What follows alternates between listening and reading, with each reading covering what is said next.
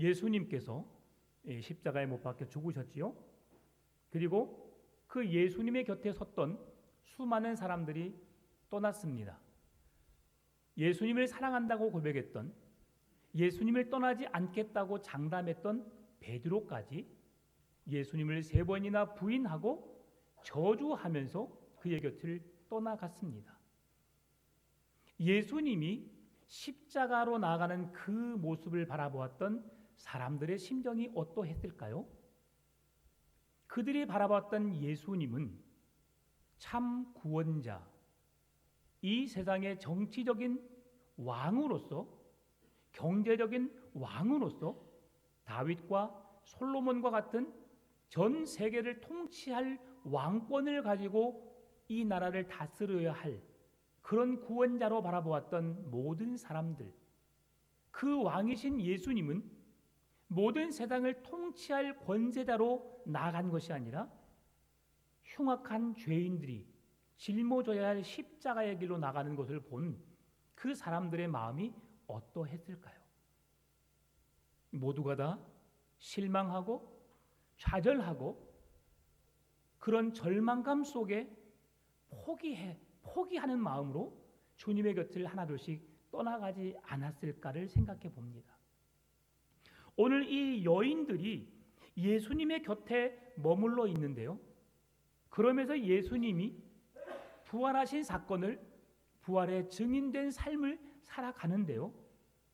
오늘 왜 예수님의 곁에서 끝까지 남아있는 여인들과 또 그 소식을 전해줬던 제자들에게 오늘 어떤 의미로 우리가 부활절 아침을 맞이해야 될지 함께 말씀을 살펴보길 원합니다. 예수님께서 죽음 앞에 있었을 때에, 그리고 죽음을 맞이하셨을 때에 많은 사람들이 예수님의 시체를 어떻게 할까 고민되었을 겁니다. 신명기 21장 23절 말씀 보게 되면 나무에 달리는 사람을 밤새도록 두지 말라고 말씀하셨죠. 나무에 달린 자마다 저주를 받은 까닭이라고 주님이 말씀하셨지요. 그런데 지금 예수님이 십자가에 못 박혀 죽으신 시간은 우리나라 시간으로 12시입니다. 그리고 아침 9시지요. 그리고 오후 3시에 죽으셨어요. 6시간 동안 못 박혀 죽으신 그 달리신 이후에 죽으셨는데, 유대인의 시간은 오후 6시가 하루의 아침을 여는 시간입니다. 하루의 시작을 여는 시간이고, 그리고 다음 날 오후 6시가 하루를 닫는 시간이에요. 그러니 오후 3시에 죽으신 예수님은 이제 3시간 후면은 또 다른 하루가 시작되는 날입니다. 그러니까 우리나라 같이 12시까지 기다리는 것이 아니라 오후 6시가 되면 하루의 시간이 끝나기 때문에 신명기 21장 23절 말씀처럼 나무에 예수님을 그대로 달아두었다가는 우리에게 저주가 임하는 상황이 되는 겁니다. 그러면 그들의 예수님을 십자가에서 내려서 장사를 지내야 하는데, 십자가 위에 내어놓아서는 안 되는데 시간이 얼마만큼 있어요? 3시간 있어요. 3시간. 그러니 이 짧은 시간에 지금 이들은 예수님을 장사 지내고 있습니다. 장사 지내고 있는 상황 속에 지금 예수님의 몸이 어떠했을까를 한번 생각해 봅니다. 십자가에 달리신 예수님의 몸, 피투성이었지요. 그 채찍에 쇠구슬이나 뼈 조각이 달려 있었기 때문에 살점을 떼어내는 고통 속에서 예수님의 등은, 예수님의 몸은 상한 곳 하나 없을 정도로 상처로 얼룩져 있었을 것입니다. 그러면 그의 몸을 다 닦아냈을 것이고요. 그리고 그의 몸에 세마포 옷으로 감싸고 그의 몸에 향유를 붓는 일을 행했을 겁니다. 이 일을 행했던 사람이 누구냐? 아리마대 사람 요셉이라고 말씀해주고 있는데요. 요한복음 19장 39절 41절 말씀 보게 되면 또 한 사람을 이야기합니다. 일찍이 예수께 밤에 찾아왔던 니고데모도 몰약과 침향 섞은 것을 100리트라쯤 가지고 온지라. 이에 예수께서 예수의 시체를 가져다가 유대인의 장례법대로 그 향품과 함께 세마포로 쌌더라. 예수께서 십자가에 못 박히신 곳에 동산이 있고 동산 안에 아직 사람을 장사한 일이 없는 새 무덤이 있는지라. 지금 누가 등장하고 있어요? 아리마대 사람 요셉과 니고데모입니다. 요한복음 3장에 니고데모가 등장하지요. 니고데모는 어떤 사람이었습니까? 어떻게 하여야 영생을 얻을 수 있습니까? 라고 예수님께 물었던 자입니다. 하나님을 사랑하고 내 이웃을 내 몸처럼 사랑하라. 주님, 이 계명을 내가 어렸을 때부터 다 지켰습니다. 그러니까 예수님 뭐라 말씀하셨어요? 너의 가진 것을 팔아 가난한 자들에게 주라. 이에 근심하고 떠나가니라 라고 했습니다. 여러분, 니고데모가 예수님께서 하신 말씀을 내가 다 이루어내었다. 사실 예수님께 칭찬받기 위해서 간 거잖아요. 내가 주의 계명을 다 지켰나이다. 참 잘했다. 내가 너 같은 자를 보지 못했노라. 너의 참 믿음을 내가 칭찬하노라. 이런 말을 듣고 싶은 기대 속에서 갔을 것 같아요. 그런데 그가 생각지 못했던, 그가 부자이기에 많은 것을 가졌기에 근심할 수밖에 없는 그 문제를 가지고 그에게 예수님이 말씀하셨어요. 너의 가진 것을 팔아 가난한 자들에게 나누어 주어라. 이것이 진정 하나님을 사랑하는 것과 내 이웃을 내 몸처럼 사랑하는 실천적인 부분임을 예수님이 말씀하신 거죠. 이 말을 들었던 니고데모가 어떤 심정이었을까요? 예수님이 십자가에 못 박혀 죽는 그 순간까지 그분은 참으로 하나님의 아들이신데 내가 그분의 말씀을 따라 살아가고 있는데 내가 진정한 주님의 제자가 되었나? 내가 주님의 말씀처럼 하나님을 사랑하는 것이 아니라 내가 물질에 내 눈이 멀지는 않았나? 수없이 고민하고 또 고민하지 않았을까를 생각해 봅니다. 그러나 중요한 것은 그가 근심하고 떠나갔지만 예수님께서 십자가 못 박혀 죽으신 그 현장에 다시 나타나 그의 장례를 준비하는 사람으로 주님의 손에 쓰임받고 있음을 우리에게 보여주고 있습니다. 여러분, 처음 시작은 미미하지만 마지막 우리의 믿음의 고백대로 우리의 삶이 그 현장에 나타나 주의 말씀대로 살아내는 것이 얼마나 아름다운 것인지를 보여주는 말씀입니다. 예수님의 제자 중에 한 사람, 나와 함께 손을 댄 자가 나를 팔 것이다.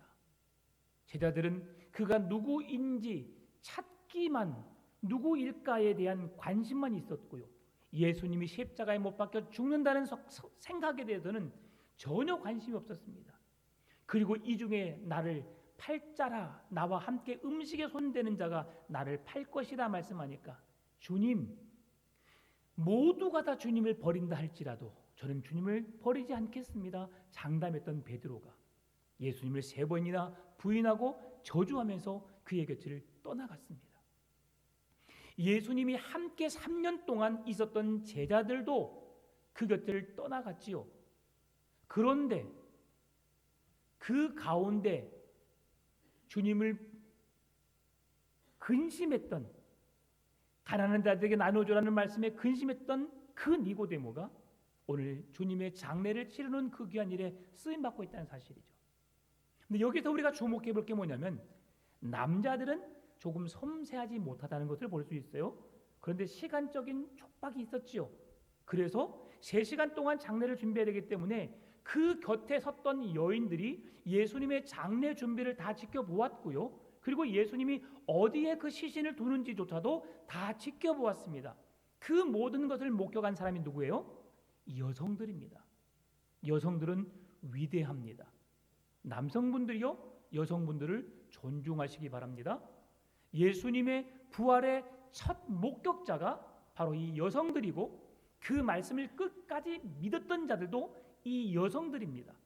이 여성들의 믿음을 본받을 수 있기를 바랍니다. 네, 남성분들이요, 아멘을 크게 하시라요. 네네. 여성들은 위대합니다.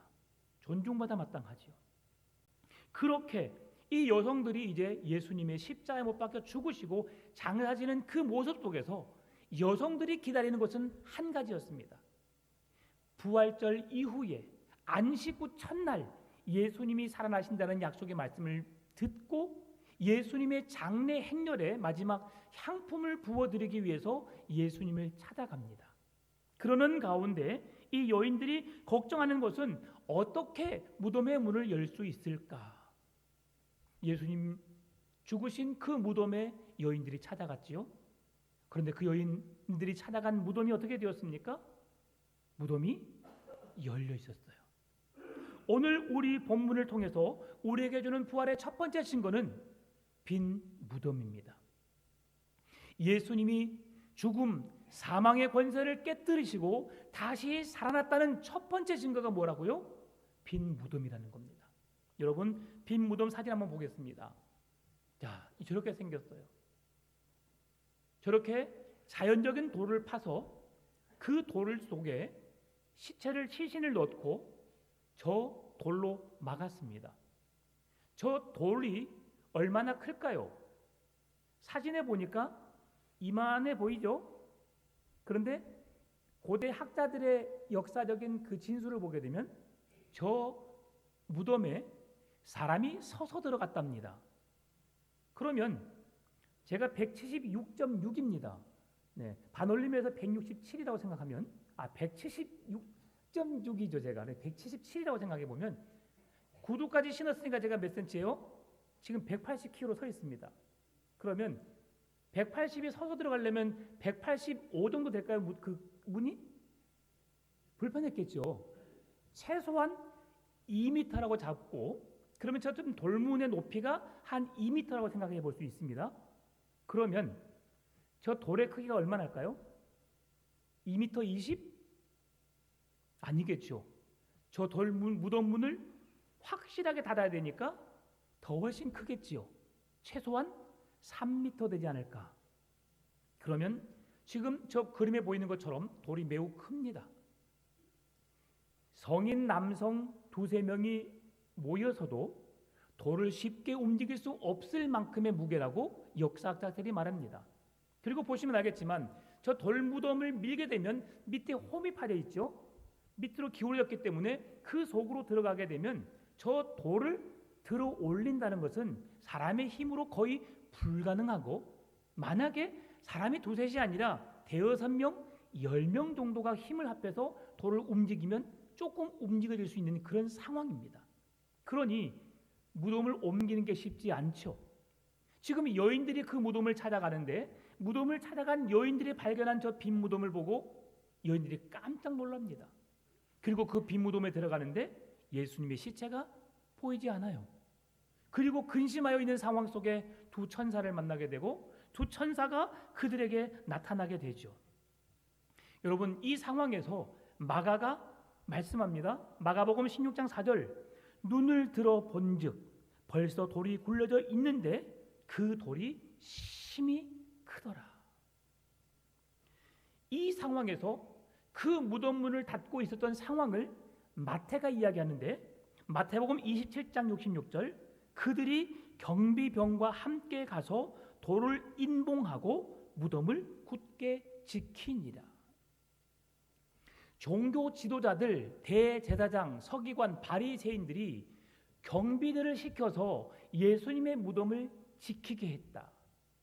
여러분, 왜 지키게 했을까요?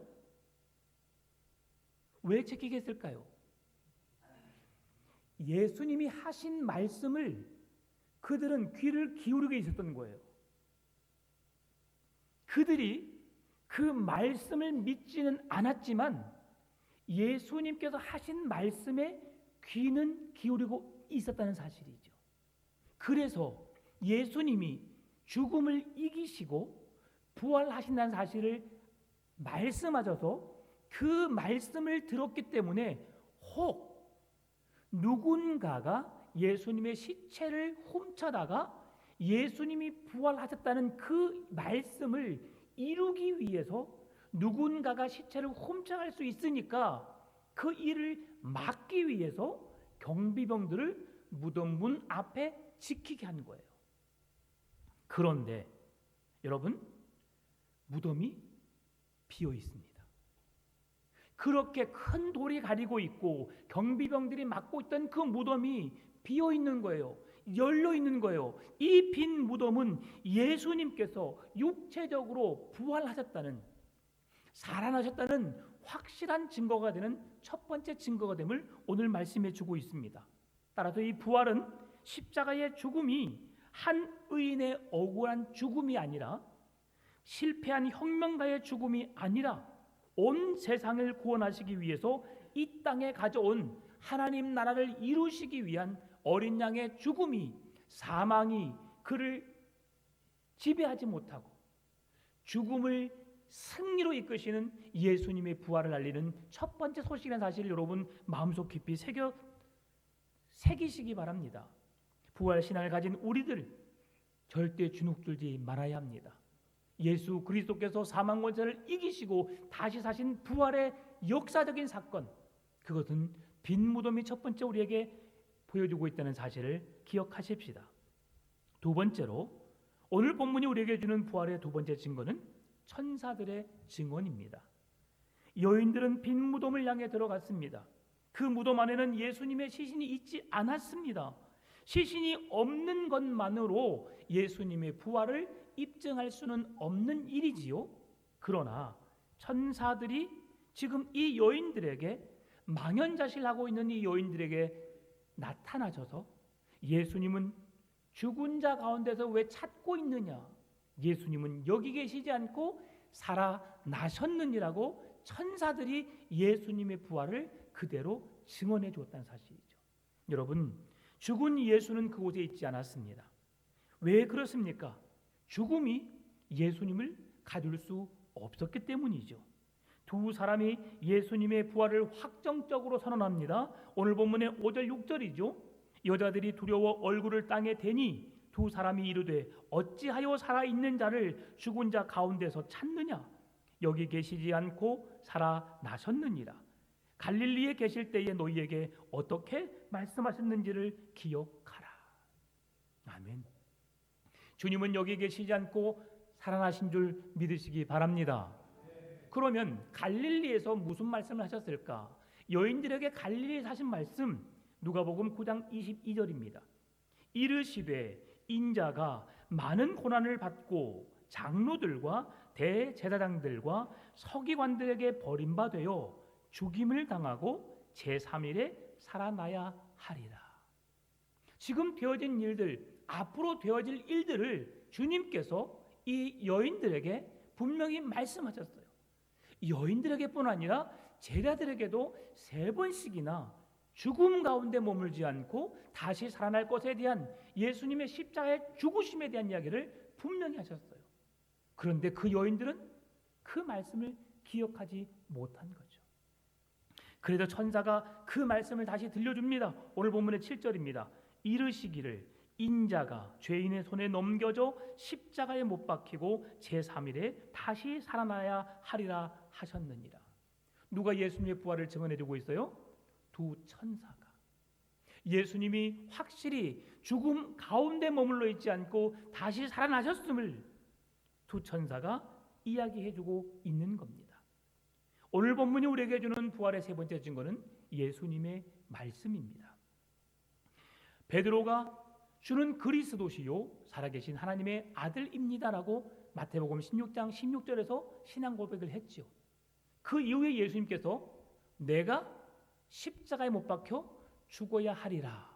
그러니까 베드로가 주님 그러실 수 없습니다 라고 그 일을 막으려니까 예수님 뭐라고 말씀하셨어요? 사단아 내 뒤로 물러가라.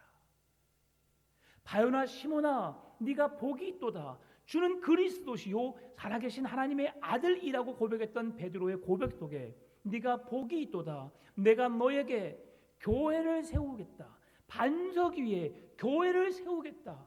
천국을 여는 열쇠를 너에게 주겠다고 말씀하셨어요. 천국을 여는 열쇠가 뭐예요? 복음이에요. 하나님의 말씀이에요. 그 말씀을 증거하고 말씀을 가르치고 말씀으로 수많은 영혼들을 주께로 인도하는 권세를 내가 너에게 주겠다라고 말씀하신 이후에 주님 죽으시면 안 됩니다라고 그 하나님이 하시려는 일을 막았을 때에 사탄아 내 뒤로 물러가라 말씀하셨어요. 하나님이 하시려는 일을 막는 것은 결코 하나님이 기뻐하지 못합니다. 이것은 무슨 말씀이냐? 사람의 힘으로 하나님이 하시려는 일을 절대 막을 수 없다는 거죠. 그러면 그 일을 누가 이루어갔습니까? 사람이 만들어가는 것이 아니라 하나님이 그 일들을 이루셨다는 사실이죠. 예수님께서 사망 가운데 죽음 가운데 머물러 있는 것이 아니라 그 죽음의 권세를 이기시고 다시 부활하셨다는 사실이죠.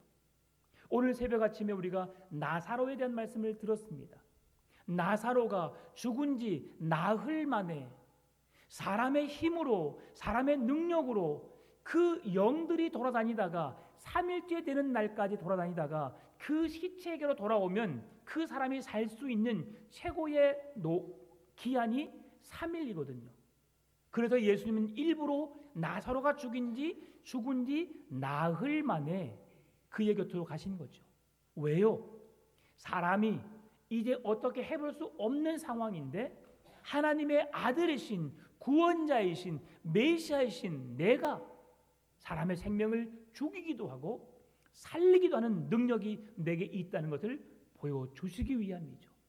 예수님이 이 땅에 오셔서 우리에게 보여주신 것은 뭐냐면 하나님의 아들이시요 그가 진정한 구원자 그리스도 되심을 우리에게 알리기 위해서 예수님은 나사로를 죽음의 권세에서 살리신 거죠.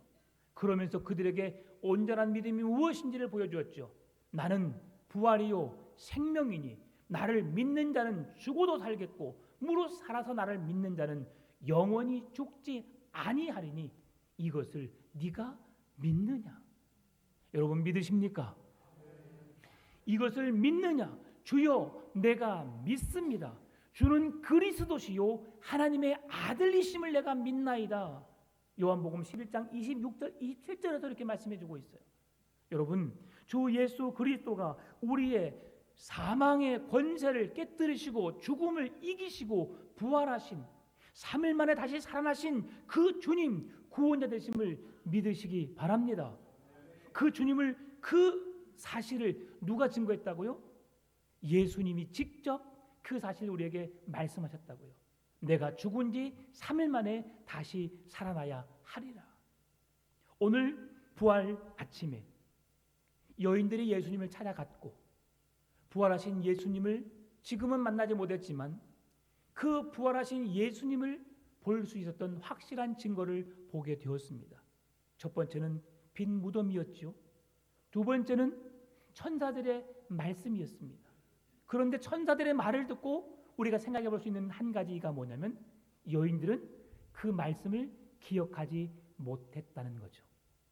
예수님의 제자들도 그 말씀을 기억하지 못했다는 거예요. 여기서 우리가 돌아봐야 할 우리의 모습은 오늘 우리들 또한 하나님의 말씀을 기억하고 있는가 아니면 그 말씀을 잊고 살고 있는가. 우리는 수없이 하나님의 말씀을 듣습니다. 하나님의 말씀을 눈으로 봅니다. 하나님의 말씀을 귀로 듣고 눈으로 보고 그리고 말씀을 날마다 묵상합니다. 여러분 그렇게 살아가는데 우리는 너무 쉽게 주의 말씀을 잊고 살아갑니다. 하나님의 말씀을 우리가 기억해야 하는 이유가 있습니다. 하나님의 말씀을 우리가 붙잡아야 할 이유가 있습니다. 왜냐하면 하나님은 그 말씀을 통해서 역사하시기 때문이에요. 말씀을 통해서 하나님의 뜻을 이루어내시기 때문입니다. 우리가 말씀을 기억하고 말씀을 묵상하고 말씀을 삶으로 살아내야 한 이유는 그 말씀을 기억함으로 말씀을 생각함으로 하나님의 놀라운 역사가 구원의 능력이 우리의 삶 가운데 나타내기 때문입니다. 여러분 주님을 잊지 않고 기억하시는 여러분 되시기를 바랍니다. 그렇게 기억할 때에 주님이 말씀하신 말씀이 우리의 삶의 능력으로 나타나게 되는 줄 믿습니다. 부활의 아침 주님을 바라보시고 돌무덤을 바라보시고 천사의 말씀 예수님의 말씀을 기억하시면서 주님이 사망 가운데 거하지 않고 다시 부활하시고 승리하신 주님이심을 믿고 그 바라보면서 오늘도 그 부활의 놀라운 은혜가 우리의 삶 가운데 나타나고 우리의 입술을 통해 죽음의 권세를 이기시고 부활의 산 소망이 되신 예수 그리스도를 증거하며 살아가시는 여러분 믿음 되시기를 주의 이름으로 축원합니다. 참 좋으신 아버지 하나님 감사합니다.